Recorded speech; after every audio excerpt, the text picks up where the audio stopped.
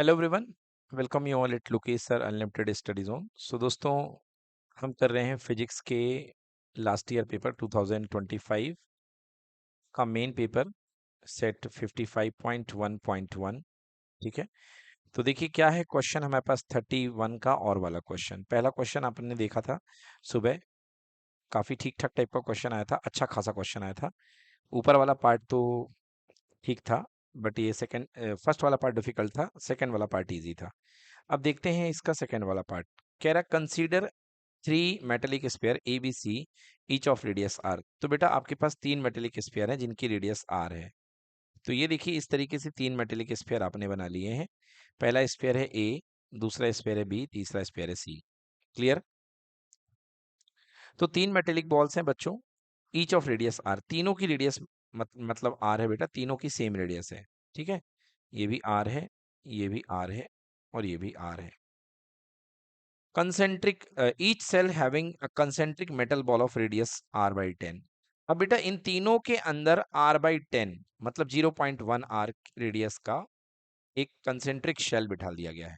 मतलब यहाँ पे सेम सेंटर पे मिला के एक और शेल बिठा दिया गया है। ठीक है ना? यस। तो ये देखिए ये हो गया।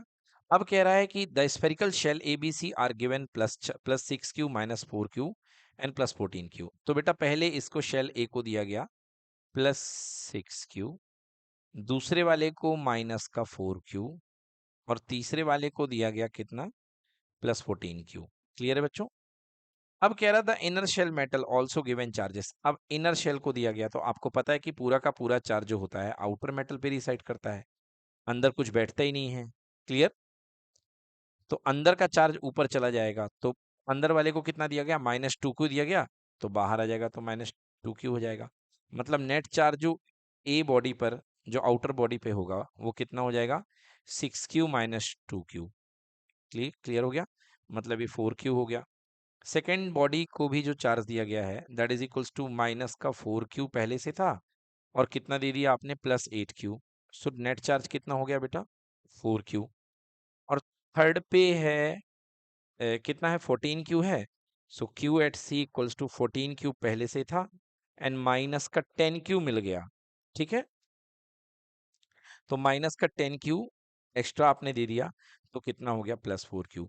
तो मतलब कहने का मतलब तीनों बॉडी पर सेम चार्ज आ जाएगा, क्योंकि तीनों के नेट चार्ज हो रहे हैं 4q 4q 4q। क्लियर है?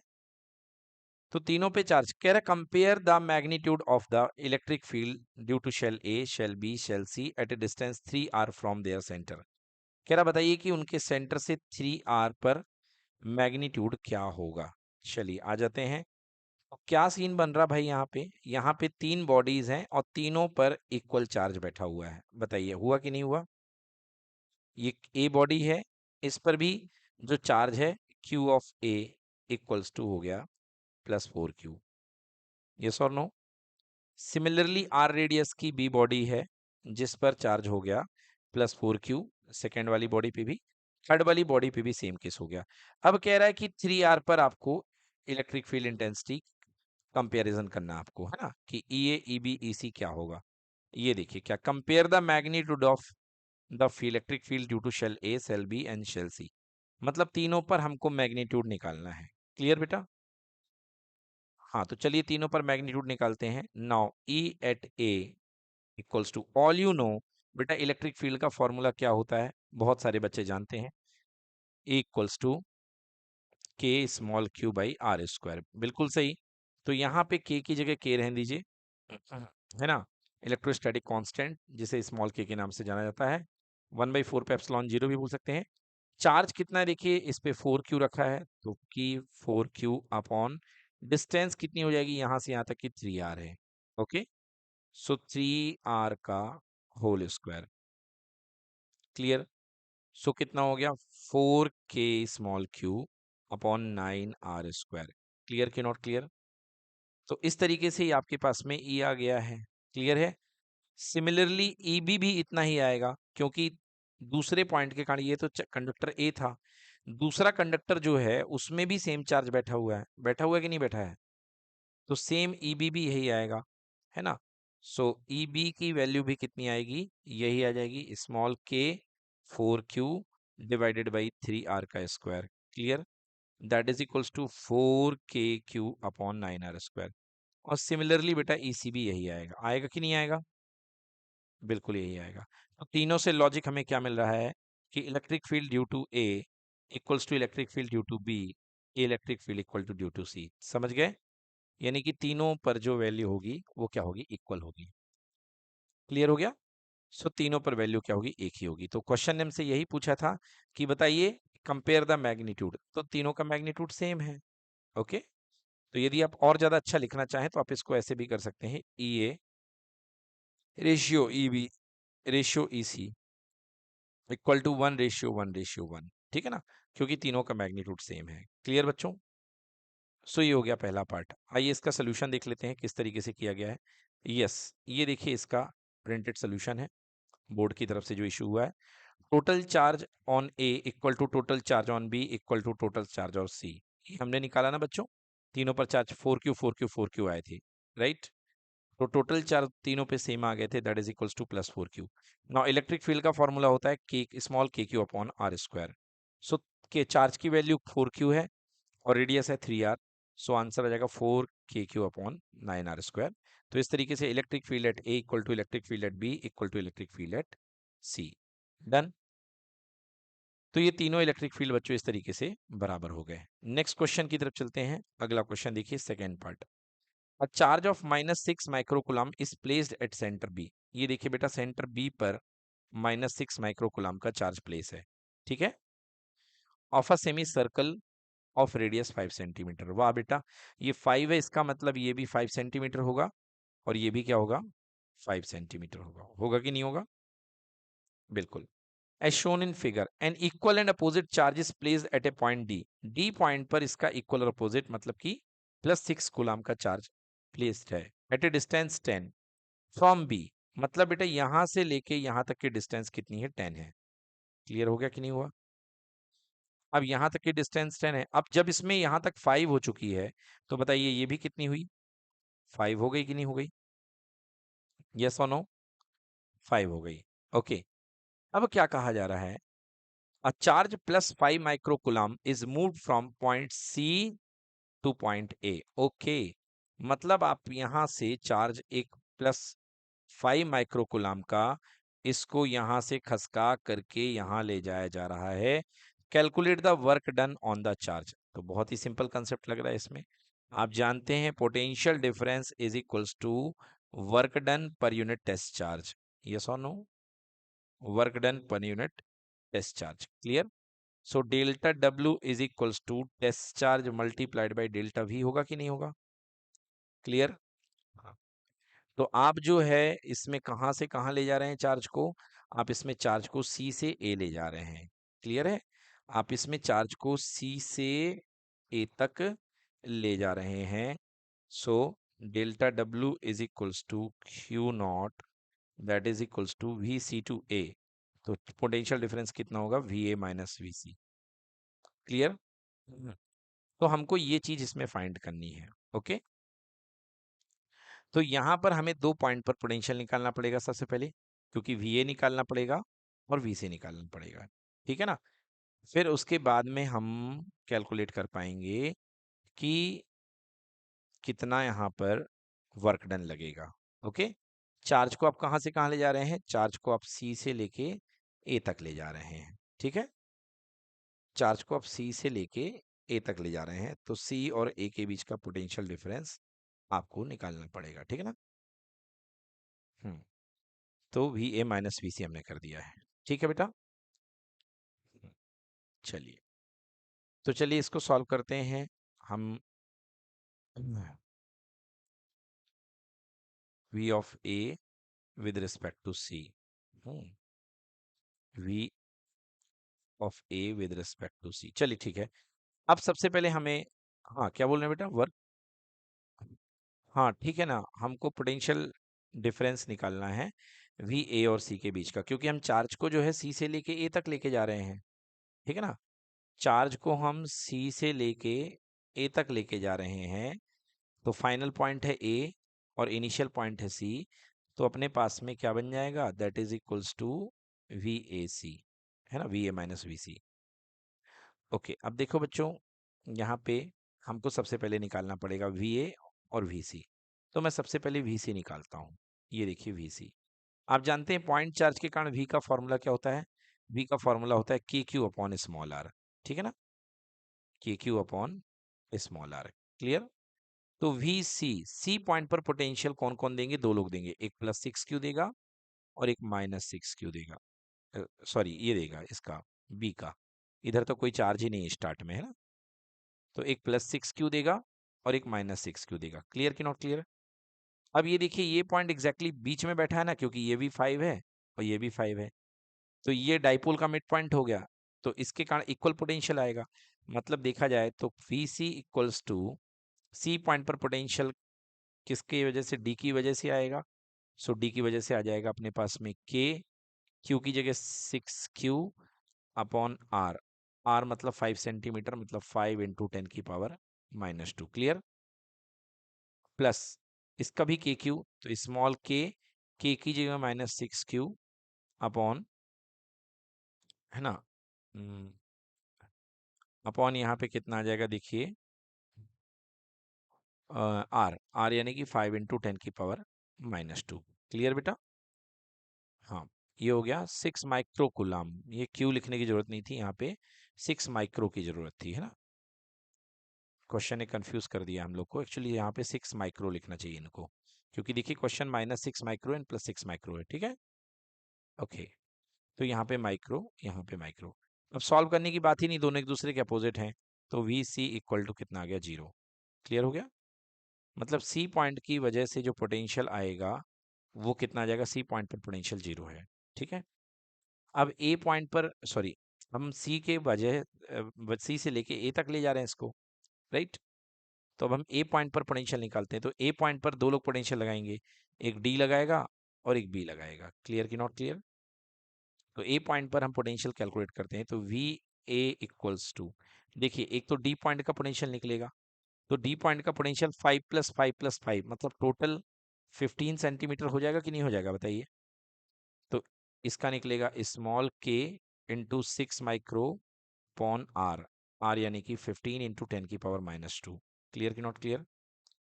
प्लस स्मॉल के, और ये कितना है? -6 माइक्रो, और यहाँ पर बेटा 5 सेंटीमीटर ही होगा इसकी डिस्टेंस से, 5 × 10⁻²। क्लियर कि नॉट क्लियर? हुआ कि नहीं हुआ बच्चों? तो अब देखिए इसको मैं सॉल्व कर दूं, तो यहाँ पे के है, के ठीक है, अच्छी बात है, इंटू 6 × 10⁻⁻6 हो गया माइक्रो का मतलब, अपॉन 15 × 10⁻²। क्लियर?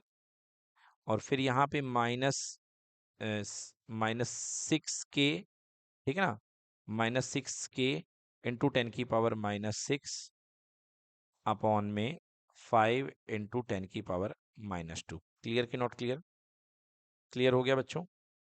यहां से देखिए के कॉमन है, 6 कॉमन है, 10⁻⁻6 कॉमन है। क्लियर कि नॉट क्लियर? 10⁻⁻6 भी कॉमन है कि नहीं बच्चों? और नीचे से 10⁻⁻2 कॉमन है। बोलो हुआ कि नहीं हुआ? और यहाँ क्या बच गया? 1/15 -1/5। ओके, अब के की वैल्यू रख दी जाए, तो के की वैल्यू होती है 9 × 10⁻⁹ into 6 × 10⁻⁻6 whole divide by 10⁻⁻²। Clear कि नॉट क्लियर?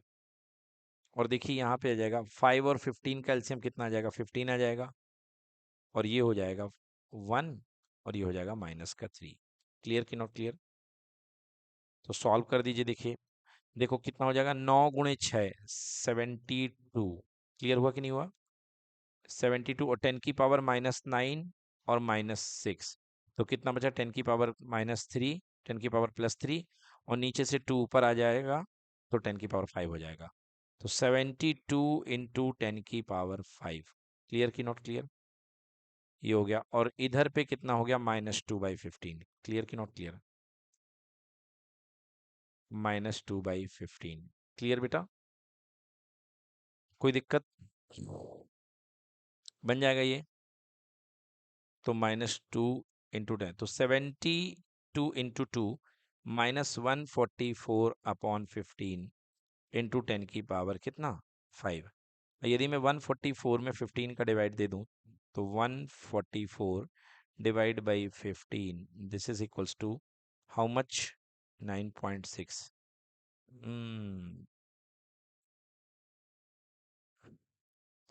पॉन में 15, 5 3 ज़ा 15, 9 इंटू 10 की पावर 9 इंटू 6 इंटू 10 की पावर -6 इंटू 2 -2, ठीक है, अपॉन में 15 इंटू 10 की पावर -2। तो 9 गुणे 6, ओ सॉरी, 9 6 ज़ा 54 होता है, मैंने 72 लिख दिया है। कितना होता है 9 6 ज़ा 54। ओके, तो 54 इंटू 2 कितना हो जाएगा बेटा 108। 108 इंटू 10 की power 5 divide by 15। So 108 divide by 15 करना हम लोग को। So this is equals to 108 divide by 15 equals to 7.2। ठीक है, तो कितना आ गया 7.2 इंटू 10 की पावर 5, और ये माइनस का आएगा। क्लियर हो गया कि नहीं हो गया? तो 7.2 इंटू 10 की पावर 5 वोल्ट आ गया। ये आ गया हमारा पोटेंशियल किस पर, ए पर। ठीक है ना, क्लियर कि नॉट क्लियर? नाउ अब हमको निकालना है work done. So all you know delta W is equals to होता है, delta W is equals to Q into delta V, है ना, हमने पढ़ा है आपको। Delta W equals to Q naught multiplied by delta V. Okay, so this is equals to Q naught. Q naught जो आपके पास मूविंग चार्ज है जिसको आप घसीट करके ले जा रहे हो, वो कितना है +5 माइक्रोकुलाम। क्लियर कि not clear? So +5 microcoulomb means 5 into 10 की पावर -6 इंटू जहां से जहां तक ले जा रहे हैं। तो आप इसको कहां से कहां तक ले जा रहे हैं, सी से लेके ए तक ले जा रहे हैं, तो it will be V A minus V C. बोलिए होगा कि नहीं होगा, V A minus V C. ठीक है ना, सो 5 इंटू 10 की power -6 multiplied by V A की वैल्यू कितनी है भाई साहब, देखिए वी ए की वैल्यू अभी हमने निकाली -7.2 इंटू 10 की पावर 5, और माइनस वी सी की वैल्यू हमने 0 निकाली है। सी पॉइंट पर पोटेंशियल कितना निकला था, 0। क्लियर? तो कितना आ जाएगा माइनस, इसको कैंसिल कर दो, एक काम करो 7.2 का डेसिमल ब्रेक कर दो, तो 5 2 जा 10 हो गया, और 2 से 72 कितने बार गया, 36 बार। तो 36 इंटू 10 की पावर -6 इंटू 10 की पावर 5, और ये माइनस साइन है। क्लियर? सो कितना आ गया माइनस का 36 इंटू 10 की पावर -1, मतलब माइनस का 36/10, that is equals to minus का 3.6। तो आंसर कितना आ गया माइनस का 3.6 जूल। क्लियर कि नॉट क्लियर? तो इस तरीके से हम निकालेंगे एनर्जी। चलिए इसका सोल्यूशन देखते हैं। हाँ, तो सबसे पहले सी पॉइंट पर पोटेंशियल निकाल लिया गया जो कि 0 आ गया। फिर ए पॉइंट पर पोटेंशियल निकाल लिया गया जो कि हमारा जितना आया -7.2 इंटू 10 की पावर 5 वोल्ट, ये भी आया। फिर इसके बाद वर्क डन निकाला गया, तो work done equal to test charge into difference of potential. Clear कि not clear? So W equal to Q, कहाँ से चल रहे थे, कहाँ से चल रहे थे, सी से कहाँ तक चले हो, ए तक चले हो, सी टू ए। ठीक ना, सी टू ए गए हैं हम, देख लीजिए डायग्राम में आप, ये देखिए सी टू ए। तो फाइनल पोटेंशियल ए का होगा, इनिशियल पोटेंशियल सी का होगा। ठीक है ना, सो फाइनल ए का होगा, इनिशियल सी का होगा, that is equal to V A minus V C.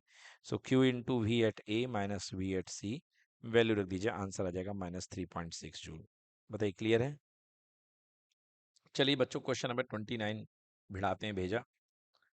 Question number 29 कह रहा है इस circuit consisting of a capacitor C, दिख रहा है sir, a resistor of resistance R, ये भी दिख रहा है, एन आइडियल बैटरी। भाई साहब आइडियल बैटरी का मतलब होता है जिसका इंटरनल रेजिस्टेंस 0 हो। EMF V as shown in figure shown as RC circuit. तो ये आरसी सर्किट है। एक बार जिसमें दो स्विच हैं, तो एक बार आपका स्विच 1 कनेक्ट हो सकता है और एक बार स्विच 2 कनेक्ट हो सकता है। ठीक है ना, as soon as circuit is completed by closing the key S1, key S2 open। देखिए ये कहा जा रहा है कि जैसे ही as soon as the circuit is completed by key S1 by closing the key S1, ये देखिए की S1 को आपने कनेक्ट कर दिया। ठीक है ना, कि S1 को आपने क्या कर दिया है, कनेक्ट कर दिया है, कीपिंग S2 ओपन, और S2 को आपने खोल रखा है। तो बच्चों यदि आपने S1 को कनेक्ट कर दिया है तो एक तरीके से ये सिंपल सर्किट बन गया आपका। ये R हो गया, ये यहाँ C हो गया, और ये नीचे आकर के बैटरी भी हो गई। बताइए हुआ कि नहीं हुआ? सिंपल सर्किट कनेक्ट हो गया कि नहीं हो गया? हाँ, क्या हो जाएगा? Charges begin to flow between the capacitor plates and battery terminal. सही बात है भाई, यहाँ से करंट जाना शुरू हो जाएगी और चार्ज फ्लो होना शुरू हो जाएगा। The charge on the capacitor increases and consequently potential difference V equal to Q by C. सही बात है, कैपेसिटर चार्ज होगा और इसके ऊपर पोटेंशियल आना शुरू हो जाएगा, क्योंकि V प्रोपोर्शनल टू क्यू होता भी है ना, हम जानते हैं। across the capacitor also increases with time. When this potential difference equal to the potential difference across the battery, the capacitor is fully charged. कह रहा जिस समय इसके ऊपर completely वोल्टेज इसके इक्वल आ जाएगा, ठीक है, तो उस समय कैपेसिटर फुल्ली चार्ज हो जाएगा, जिस समय ये वोल्टेज इसके ऊपर इसके V के बराबर आ जाएगा, ठीक है ना। और उस समय by the formula C equal to क्या होता है, गिवन चार्ज अपॉन V, तो Q इक्वल टू कितना आ जाएगा, C इंटू V हो जाएगा, ठीक है ना। हाँ, during this process the of charging the charge Q on the capacitor changes with time T as Q small q equal to capital Q 1 minus e to the power minus T by R C. इन्होंने आपको ये किसी भी point पर किसी भी time पर charge की वैल्यू दे दी जो कैपेसिटर पे आ रहा है। The changing current can be obtained by differentiating it using D by D X of E की power M X equal to M E की पावर एम एक्स। कह रहा है कि इस फॉर्मूले से आप इसको डिफरेंशिएट कर सकते हो। Consider the case when R equal to 20 kilo ohm, C equals to 500 microfarad and V equals to 10 volt. ठीक है भाई साहब, तो निकालना क्या है, ठीक है ना। The final charge on the capacitor when S1 is closed end S2 is open. चलिए अब पहला सवाल आया है कि चार्ज क्या होगा, चार्ज क्या होगा, फाइनल चार्ज जिस समय S1 क्लोज हो जाएगा और S2 ओपन हो जाएगा। तो डायग्राम को देखिए, S1 को क्लोज कहा जा रहा है और S2 को ओपन कहा जा रहा है। S1 क्लोज है, S2 ओपन है। तो ये देखिए, ये क्लोज है और ये क्या है, खुला हुआ है, मतलब यही सर्किट है। और इस स्टेट में आपसे पूछा जा रहा है कि फाइनल चार्ज क्या होगा, ठीक है ना। तो बच्चों फाइनल चार्ज, फाइनल चार्ज का मतलब होगा, अब सबसे पहले आप यहाँ पे टोटल चार्ज निकाल लो, Q equal to C into V से, ठीक है ना। तो Q equal to C into V से आप पहले टोटल चार्ज निकाल लो कि भाई टोटल चार्ज ये कैपेसिटर पे मैक्सिमम चार्ज कितना जा सकता है। सो Q इक्वल टू बेटा C इंटू वी, समझ गए। ये क्या है बेटा, इसको Q मैक्स बोल सकते हो आप। ये मेरी बात समझ में आ रही कि नहीं आ रही है ना। ये Q मैक्स आप इसको कह सकते हो, है ना। Q equal to C into V. अब देखिए यहाँ पे जो कैपेसिटी है कितनी दे रखी है क्वेश्चन में, क्वेश्चन में कैपेसिटी दे रखी है 500 माइक्रोफेरेड, यानी 500 इंटू 10 की पावर माइनस 6। बोलिए क्लियर कि नॉट क्लियर। और वोल्टेज कितना दे रखा है बेटा, यहाँ पे जो अप्लाइड वोल्टेज है 10 वोल्ट है, ठीक है, 10 वोल्ट है। क्लियर हो गया कि नहीं हुआ। तो Q इज इक्वल्स टू कितना आ जाएगा देखिए, सो 500 तो ये है, तो 5 2 जीरो ये, और 1 जीरो 3 जीरो, यानी 5 इंटू 10 की पावर 3 ऑफ 10 की power minus 6 volt, that is equals to 5 into 10 की power minus 3 volt, that is equals to 5 milli volt. बेटा 5 milli coulomb, sorry sorry sorry, 5 milli coulomb. Clear हो गया कि नहीं आया। तो पहला आंसर हमारे पास में आ गया कि कितना चार्ज आएगा, 5 मिली कुलाम, ठीक है। ये टोटल चार्ज आया, अभी ये क्या आया है, टोटल चार्ज। क्लियर आया कि समझ में नहीं आया, नहीं आया क्या समझ में बच्चों। देखिए एक बार फिर से मैं बता देता हूं आपको सीन क्या हो रहा है। आपके पास में सर्किट कुछ इस तरीके से कनेक्ट है, ये बैटरी है, बैटरी प्लस माइनस ठीक लगा रहा हूं मैं, ये बैटरी है प्लस माइनस की, यहाँ पे ये रेजिस्टेंस लगा हुआ है और ऊपर जा करके एक कैपेसिटर लगा हुआ है। ठीक है, और V वोल्ट की बैटरी है। अब आप सबसे पहले ये समझिए कि इसके ऊपर मैक्सिमम चार्ज कितना हो सकता है, Q मैक्स। तो Q max equal to capacitor into voltage. Highest voltage यदि इसके ऊपर ऑपरेट हो गया तो ये मैक्सिमम चार्ज स्टोर कर लेगा। तो कैपेसिटर यहाँ पे जो दिया गया है दैट इज इक्वल्स टू, आपको कितना दिया गया है, 500 माइक्रोफेरेड का, है ना। ये देखिए ये लिखा है 500 microfarad. So I can write here 500 into 10⁻⁻⁶। Clear. और बैटरी जो यहाँ पे लगाई गई है वो कितने वोल्ट की, 10 वोल्ट की लगाई गई है। ठीक है बेटा, 10 वोल्ट की। सो 5 इंटू 2 0 ये और 1 0 ये, क्या मैं इसको 10⁻³ लिख सकता हूँ? बेशक। और 10⁻⁻⁶। सो 3 से 3 कट गए, 5 इंटू 10⁻⁻³ कूलम, जिसको आप 5 मिली कूलम बोल सकते हैं। क्या बोल सकते हैं? 5 मिली कूलम। क्लियर हो गया। अब क्वेश्चन का क्या कहना है? फर्स्ट केस में जो इन लोगों ने क्वेश्चन पूछा है वो पूछा है कि find the final charge. Final मतलब एकदम एंड में, ओके, आखिरी तक का charge when S1 is closed end S2 is open. तो भैया जो चार्ज जो होता है, जो कैपेसिटर चार्ज होता है, तो कैपेसिटर के चार्ज होने का फॉर्मूला ये होता है, ये दिया हुआ है इन लोगों ने। ठीक है ना, चार्जिंग का formula Q equals to capital Q e⁻⁻t/RC, है ना।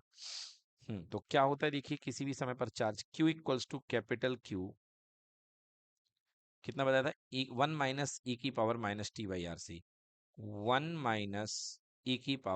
e⁻t/RC। अब भैया बायो वालों के तोते उड़ गए होंगे। कैसे उड़ गए होंगे? क्योंकि फाइनल कंडीशन के लिए, फाइनल टाइम, लास्ट टाइम के लिए E इक्वल टू कितना हो जाएगा, इनफाइनाइट। इक्वल टू इनफाइनाइट, काफी देर बाद के लिए T को इनफाइनाइट ले लिया जाता है। तो यहाँ पे टोटल चार्ज अपने पास कितने में कितना आया है बच्चों? अभी ऊपर निकाला हमने 5 मिली कूलम।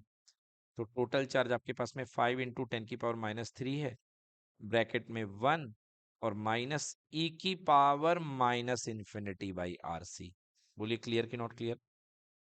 e⁻⁻∞/RC। क्लियर बेटा। अगर आप समझो किसी की पावर को आप, कोई भी पावर है, 2⁻∞ करोगे तो क्या इसको 1/2⁻∞ लिख सकते हो कि नहीं लिख सकते? अरे माइनस पावर नीचे आ जाती है बच्चों, तो क्यों नहीं लिख सकते हो यार? लिख सकते हो ना। और ये बन जाएगा 1/∞, मतलब 0। क्लियर। तो मतलब ये टर्म कितना हो गया बेटा, 0 बन गया। क्लियर है ना।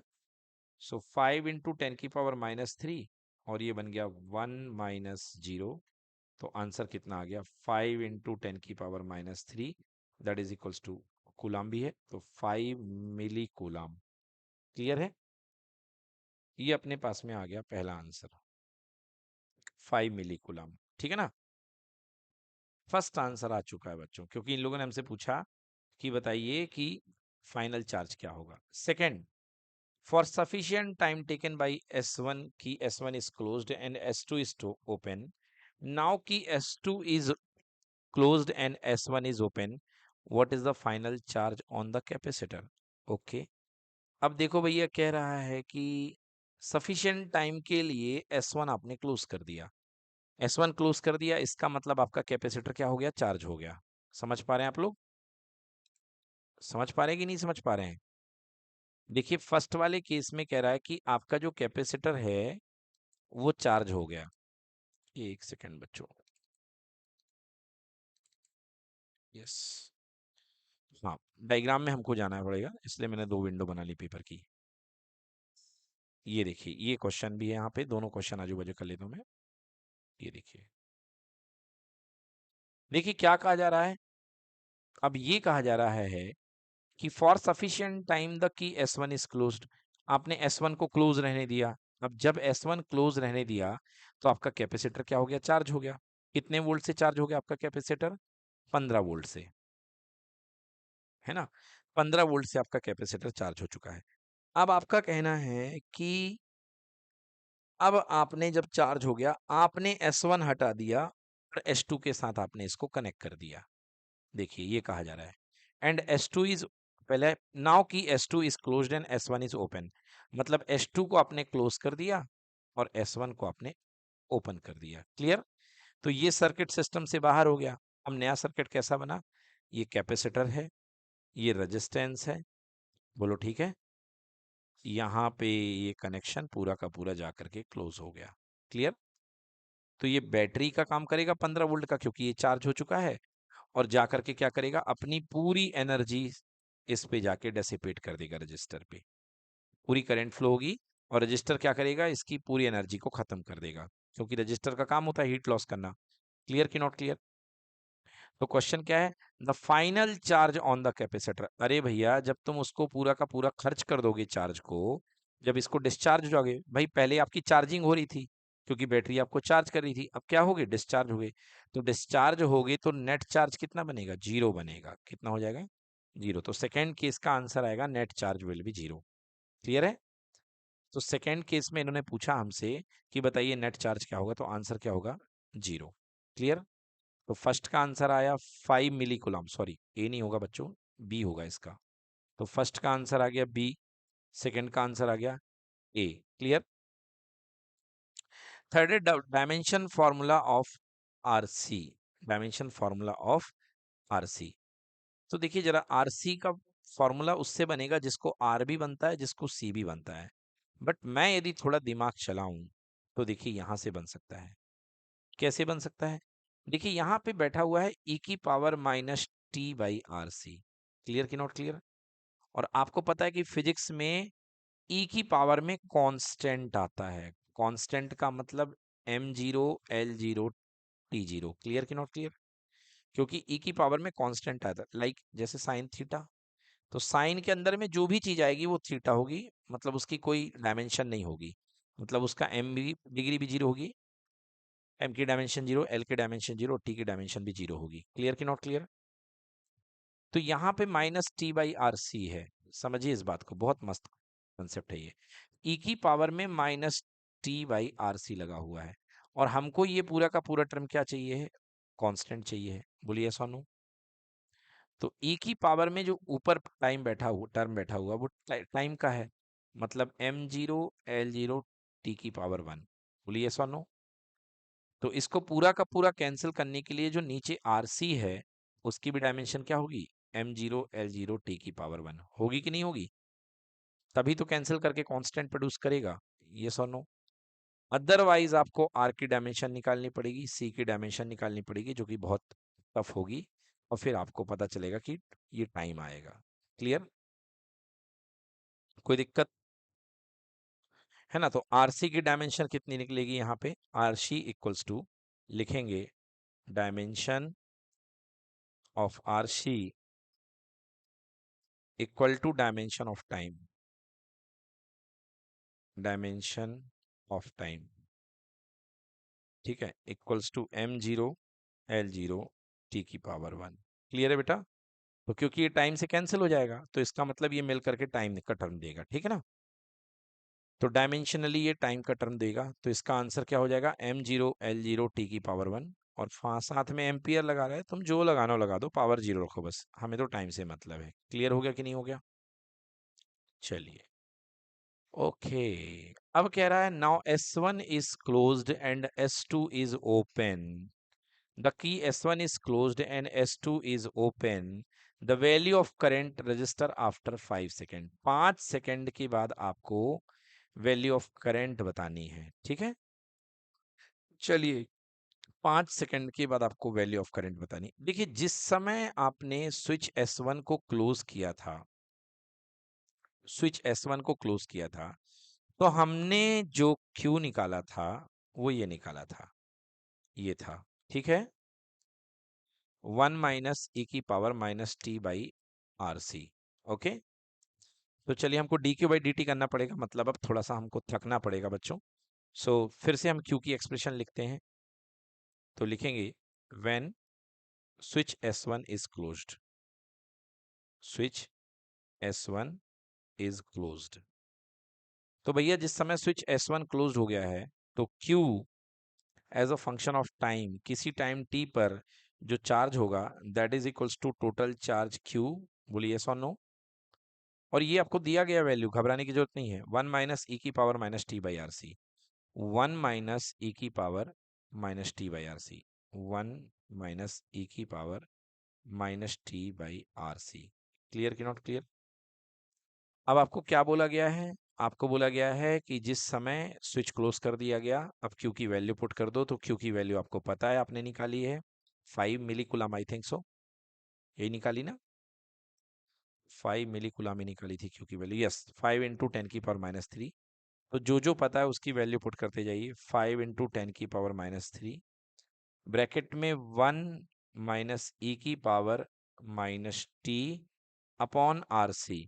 देखिए रेजिस्टेंस की वैल्यू क्वेश्चन में दी गई है, रेजिस्टेंस दिया गया 20 किलो ओम, ठीक है ना, मतलब 20,000। कितना हो गया बेटा? 20,000, 20,000। और कैपेसिटर की भी वैल्यू दी गई है, सी की वैल्यू दी गई है क्वेश्चन में। सी दिया गया है 500 माइक्रोफेरेड, ठीक है ना। तो इनटू 500 इंटू 10 की पावर माइनस 6। चलिए सब कुछ ठीक चल रहा है ना? तो ये 5 इंटू 10 की पावर माइनस 3, वही वैल्यू रख दी, कुछ भी नहीं किया मैंने। 1 माइनस ई की पावर माइनस टी अपॉन, देखो बेटा कैसे होगा, 1 2 3 4, 4 जीरो ये और 2 जीरो ये। बोलो क्लियर कि नॉट क्लियर? तो 10 की पावर 6 से 10 की पावर माइनस 6 क्या कैंसिल हो जाएगा? नहीं हो जाएगा। केवल क्या बचेगा? 5 टू जा 10 बचेगा कि नहीं बचेगा? 5 टू जा 10, ये अपने पास में आ गया, आपके पास में आ गया charge at any time T. Clear बेटा? Charge at any time T आ गया, ठीक है। चलिए अब हमको क्या निकालना है? आई, करंट निकालने को बोली गई है। So all you know I is equals to होता है D Q by D T. बोलिए सही ना? I equals to D Q by D T. तो ये बेटा कितना हो जाएगा? D by D T, Q की वैल्यू रख दो बेटा, 5 इंटू 10 की पावर माइनस 3, ब्रैकेट में 1 माइनस ई की पावर माइनस टी बाई 10। बोलिए क्लियर कि नॉट क्लियर? अब अपन मैथ्स वाले हैं भाई, कर सकते हैं, बायो वालों का दर्द सोचो। 5 इंटू 10 की पावर माइनस 3, बेटा डी बाई डी टी 1 का डिफरेंशिएशन हो जाएगा 0। बोलिए यस और नो? अब आपको पता होगा कि e की पावर माइनस एक्स का डिफरेंशिएशन होता है e की पावर माइनस एक्स, यस और नो? और वो भी माइनस आता है, ठीक है ना। तो देखिए मैं लिख रहा हूँ, बताइए गलत हो तो या ना समझ में आए तो बताइएगा। e की पावर माइनस टी बाई 10 का डिफरेंशिएशन, मतलब ये लिख देता हूँ मैं, D by D T E की पावर माइनस टी बाई 10। ध्यान से बताइएगा, मैं लिख रहा हूँ जो 5 इंटू 10 की पावर माइनस 3, इसका डिफरेंशिएशन लिखता हूँ, माइनस बाहर रहने दो, ये वाला माइनस माइनस आ जाएगा। ये देखिए, इसको मैंने लिख दिया माइनस। अब e की पावर माइनस टी बाई 10 का माइनस e की power minus T by 10 into 1/10 आएगा कि नहीं आएगा? बताइए क्लियर हुआ कि नहीं हुआ? भाई इसके साथ मल्टीप्लाई में है माइनस टी बाई 10, ठीक ना। तो माइनस 1/10 आ जाएगा कि नहीं आएगा? बताइए। तो माइनस माइनस प्लस हो गया, कैंसिल हो गया। क्लियर नहीं हुआ क्या बच्चों? सो 5 इंटू 10 की पावर माइनस 3 अपॉन में 10 इंटू ई की पावर माइनस टी अपॉन 10। ठीक है बच्चों, 5 से कट गया कितने बार में? 2 बार में। या एक काम करो, मत काटो इसको क्योंकि दिक्कत बन जाएगी हमको, इसको 5/10 ही रहने दो आप, 5/10। अब देखिए इन लोगों ने हमसे क्या बोला है, इन्होंने हमसे बोला है कि जो इनको करंट की वैल्यू चाहिए है वो आफ्टर 5 सेकंड चाहिए, मतलब t इक्वल टू 5, ठीक है ना। t इक्वल टू 5 चाहिए है करंट की वैल्यू। ये अपॉन में ई क्यों रख दिया? अच्छा अच्छा अच्छा अच्छा अच्छा अच्छा अच्छा, ओके। ये क्वेश्चन तो स्किप हो गया होगा क्योंकि ई तो कोई पैरामीटर ही नहीं है। खैर अब हम आंसर निकाल लेते हैं 5 सेकंड में, जो भी आए उनका आंसर। अच्छा ये रूट में ई आ जाएगा, ठीक ठीक ठीक, नहीं सही, सब कुछ सही चल रहा है, नो प्रॉब्लम। चलिए ठीक है। तो इन्होंने ये क्या है अपना, ये हमारा आई आ चुका है किस समय पर? टी पर, बिकॉज हमने डिफरेंशिएट किया था क्यू को, ठीक है ना। आई एट एनी टाइम टी, हमसे क्या कहा है? टी इक्वल टू 5 सेकेंड कहा है, at T equal to 5 second, ठीक है बेटा। तो 5 × 10⁻³ whole divide by 10 multiply by e⁻⁻5/10। Fully clear कि नॉट क्लियर? ये 1/2 आ जाएगा, नहीं आ जाएगा? तो ये बन गया 5 × 10⁻⁻4। क्लियर? 5 × 10⁻⁻4, ठीक है ना? या आप इसको एक सेकेंड ऐसा भी कर सकते हैं, 5 से 10 को कैंसिल कर दें, सो ये बन जाएगा 1/2 × 10⁻⁻3, राइट, इंटू e⁻⁻1/2। क्लियर है बेटा? अब ये बताइए e⁻⁻1/2 को आप 1/e⁻1/2 बेशक लिख सकते हैं, और this is equals to 1/√e। Clear कि नॉट क्लियर? सो ये बन गया 1/2, okay, into 10⁻³ into 1/√e। Done. और ये क्या आ रही है? करंट आ रही है, so this would be in ampere. Okay, so 1/2√e, और 10⁻³ और एम्पियर को मर्ज करके लिख सकता हूं मैं मिली एम्पियर। क्या लिख सकता हूं? Milliampere. Clear? So option देखते हैं, देखिए शायद मिल जाए। ये देखिए पहला answer 1/2√e milli ampere. Clear? तो भाई साहब, टाइम कांस्टेंट के क्वेश्चन तो कौन बच्चा करके जाएगा? जो बच्चा बहुत ही डिटेल में स्टडी करता भाई साहब, वो टाइम कांस्टेंट का क्वेश्चन करके जाएगा, ये जो फॉर्मूला लगाएगा, है ना? जो हमने आपको आरसी वाला मेथड बताया कि भैया पहले टोटल चार्ज निकाल लो, फिर इसके बाद आप इसको डिफरेंशिएट कर दो, है ना? क्लियर? और इन लोगों ने भले थोड़ी सी मदद करी है कि e⁻mx होता है तो m आगे आ जाता है, बट वो उतना काफी नहीं है जिसको डिफरेंशिएशन बनना चाहिए। समझ में आया? क्योंकि यहाँ पे डिफरेंशिएशन आया है, बहुत हाई लेवल का डिफरेंशिएशन आया है, कह सकते हो फिजिक्स के हिसाब से। जो आपका डिफरेंशिएशन बना है यहाँ पे, ये देखिए e⁻⁻t/10, ठीक है ना? अब मैथ्स वाले बच्चे तो जान जाएंगे कि भाई -t/10 में डायरेक्टली e⁻⁻t/10 का -t/10 हो जाएगा, और -1/10 कांस्टेंट बाहर आ जाएगा। क्लियर? क्योंकि उनकी प्रैक्टिस होती है कि d/dx ऑफ e⁻ax जब करते हैं तो वो a को बाहर लिख देते हैं मल्टीप्लाई में, और e⁻ax रहता है, राइट? तो यहाँ पे t का मल्टीप्लाई -1/10 था, बाहर हो गया, बाकी सब कुछ जैसा किया हमने। क्लियर? तो ये अद्भुत सवाल था, ठीक ना? इसको काफी बच्चे छोड़ करके आए होंगे डेफिनेटली। चलिए अगला पार्ट डिस्कस करते हैं। When the key S1 is closed and S2 is open, the initial value of charging current in the resistor। भैया ये कह रहा है कि